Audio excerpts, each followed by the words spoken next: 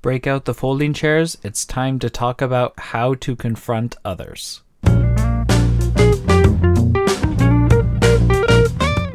Welcome to IncreMental Health Tips. My name is Jared, and as always, I'm joined by my co-host, Liz.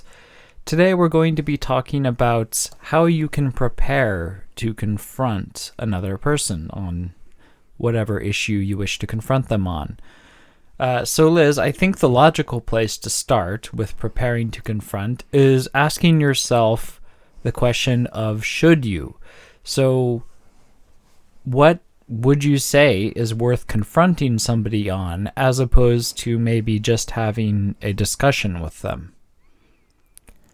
So I think a lot of this, it can depend on what form the confrontation takes. So if you have someone who's dealing with a situation of domestic violence, the only way they may be able to confront the person who's abused them is by moving to a safe location and then doing so through a lawyer. So this really depends a lot on safety issues.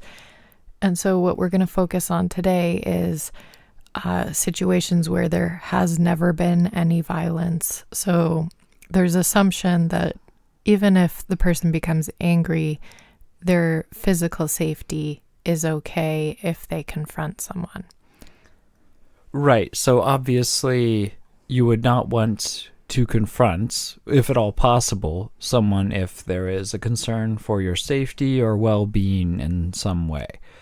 Okay, but assuming there's no physical threat, when is it appropriate, or what types of issues are okay to confront somebody on, and as opposed to just maybe having a discussion or having some sort of compromise with them?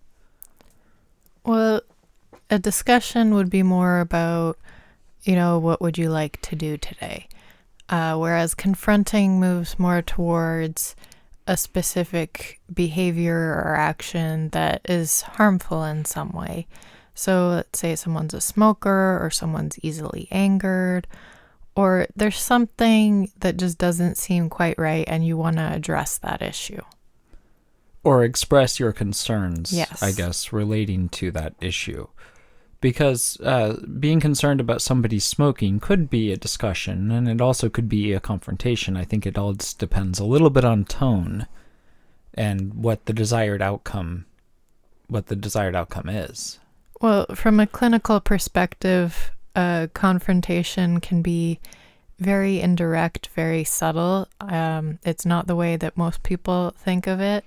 So there's different ways of using the words. And so I'm mainly thinking of situations where someone wants to bring something to someone's attention and they're not sure how to do it. Right, which makes me feel bad about my folding chairs comment earlier, but that's okay. Okay, so obviously confronting people can be a really difficult thing to do. I mean, most, if the issue were easy to approach, it wouldn't be a confrontation. It would just be a casual conversation. So in thinking about how somebody can prepare, so we know what issues should be confronted or what is confrontation. So now what would you recommend somebody, what are some steps people can take to prepare themselves, and what do people really need to have together and in order to effectively confront someone? So there's two things that I think of. One is, what is the information that you want to convey to the person? And the other is there anything that's preventing you or interfering with your ability to confront someone? So on the first point about the information, I recently did a presentation to some university students on the concept of perfectionism. And I had a few questions about, so I think this person I know is a perfectionist. How can I bring this up with them? And I think in that case, because I had a handout from the presentation, I just said, share the handout and just see how they respond. So in that way, you're just passing over information. Hey, what do you think about this information on perfectionism? You're not making an accusation. You're not doing anything. You're just giving them a piece of information that could be helpful to them, and then you give them some time to think about it.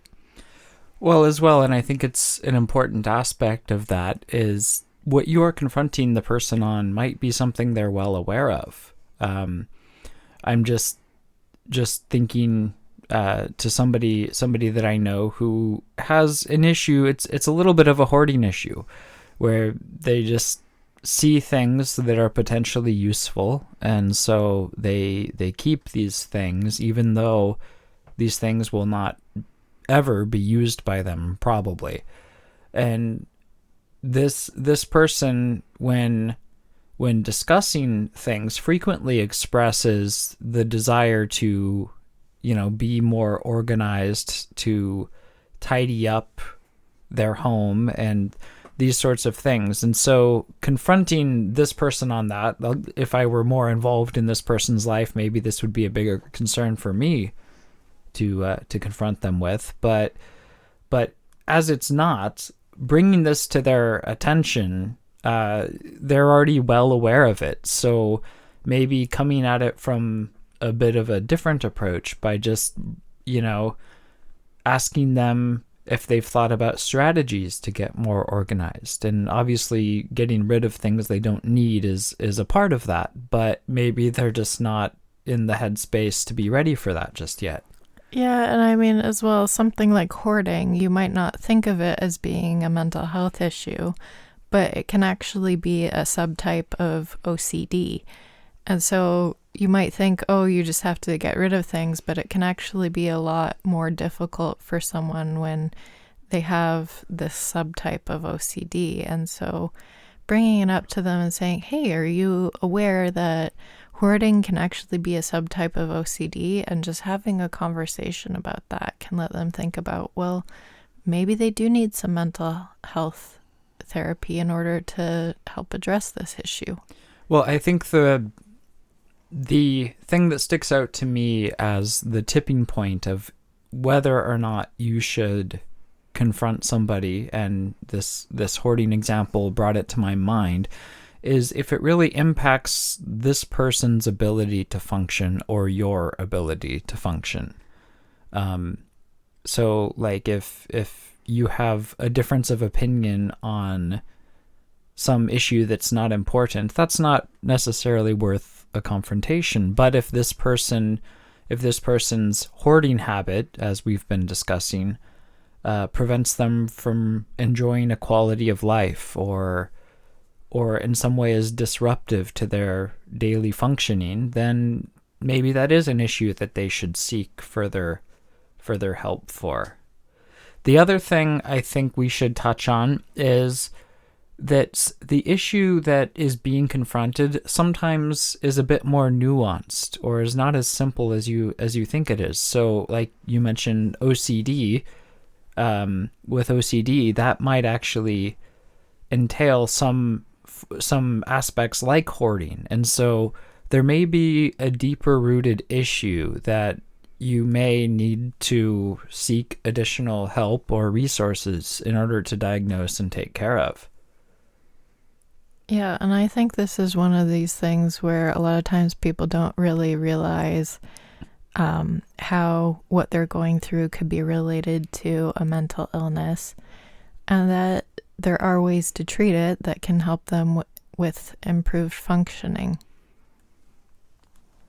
So, what other aspects of preparing for confrontations should somebody just gather before they approach the person they're wanting to confront?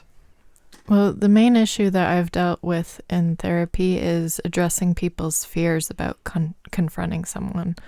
A lot of times people have fears about, if they have to confront their sister about something, how's that going to change the relationship? Are they going to become angry? Different things like that people have fears about, and those fears prevent them from taking the steps to confront. So that's a lot of the work that ends up having to be done in therapy. And then after that, you can talk about, well, have you talked to this person about it before? And how have they reacted in the past? And different things like that can help the person figure out those practical steps they need to take in order to confront someone. I think another important aspect of that, because obviously fear is an important consideration, but also to separate if you're emotionally invested in something or upset, that is probably not going to be the time to confront because you're not thinking clearly. And, when we are emotional or when we are upset, we say things we don't mean. And I think that is just a situation that is much more likely to result in misunderstanding and really not be productive. I know that in my graduate program, there was a lot of discussion on the various psychology of having conflicts and confrontations, in the sense that people might disagree and they have to argue their ideas are better in the workplace. And one of the things that we were always told is to emphasize context as much as you can, and also to focus on facts as much as you can. Because when you're having a disagreement with somebody, you want to focus on common ground. You need a starting point. And so if you can agree on a common starting point, which is a fact, then that's going to provide you a much better foundation than something that is more subjective, like I'm angry. Maybe I'm angry as a starting point to a conversation. That's, the other person can't really start from there as easily as if you just start it with, well, our communication hasn't been great lately. And so then you can both take responsibility for whatever your part is in the conflict, but also emphasize the common ground of it.